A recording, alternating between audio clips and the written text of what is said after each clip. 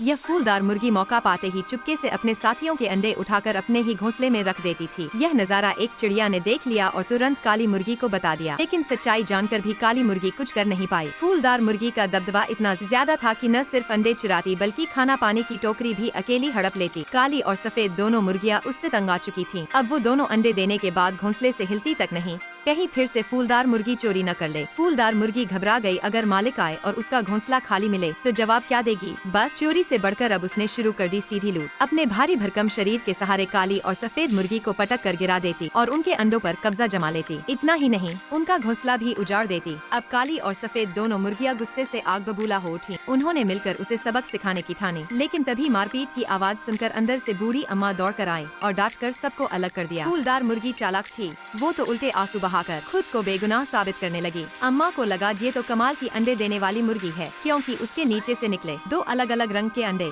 अम्मा सोच में पड़ गयी, एक ही मुर्गी आखिर दो तरह के अंडे कैसे दे सकती है। कहीं अब तक मैंने काली और सफेद मुर्गियों को गलत तो नहीं समझा, लेकिन उन्हें हमेशा फूलदार मुर्गी पर ही भरोसा था, इसीलिए उसे सबसे अच्छा दाना मिलता और उसी से उन्हें उम्मीद थी कि घर की हालत सुधरेगी। मगर असलियत ये थी, इसी लाड़ प्यार ने फूलदार मुर्गी को बिल्कुल बिगाड़ दिया था। खाती पीती मोटी होती गई और अंडे देना लगभग बंद हो गया। अब वो सिर्फ चोरी या लूट से ही अपना हिसाब पूरा करती। रोज रोज एक अंडा चुराने पर अम्मा को शक नहीं हुआ, लेकिन इस बार एक साथ दो अलग रंग के अंडे देख उन्हें बात खटक गई। अगली सुबह अम्मा ने सबको बराबर दाना दिया, पर जैसे ही वो बाहर गयी, फूलदार मुर्गी फिर अपने पुराने रंग में आ गई। काली और सफेद दोनों मुर्गियाँ अब चुप रहने को तैयार नहीं थीं। उन्होंने मिलकर फूलदार मुर्गी को जबरदस्त सबक सिखाया। लड़ाई में उसके पर पंख तक उड़ गए और वो भागकर अपने कमरे में छिप गई। दोपहर में अम्मा लौटी तो जमीन पर फैले पंख देखकर चौंक गई। फूलदार मुर्गी तुरंत दौड़कर फिर से चुगली करने लगी, मगर इस बार अम्मा सीधी घोंसले तक गईं और अंडों की गिनती की। सच्चाई सामने थी, दरअसल गलती फूलदार मुर्गी की ही थी। अगले ही दिन अम्मा ने उसे अलग करके बांध दिया। तभी खुलासा हुआ, काली और सफेद मुर्गियाँ बेहतर से बेहतर अंडे देने लगी, जबकि फूलदार मुर्गी का हाल बिल्कुल खराब हो गया। 3 दिन तक कोई अंडा नहीं आया। कहावत है, 3 दिन अंडा न दे तो फिर हांडी में पक जाए। घबराकर फूलदार मुर्गी फिर से बाड़ तोड़कर अंडे चुराने निकली। चिड़िया ने शोर मचाया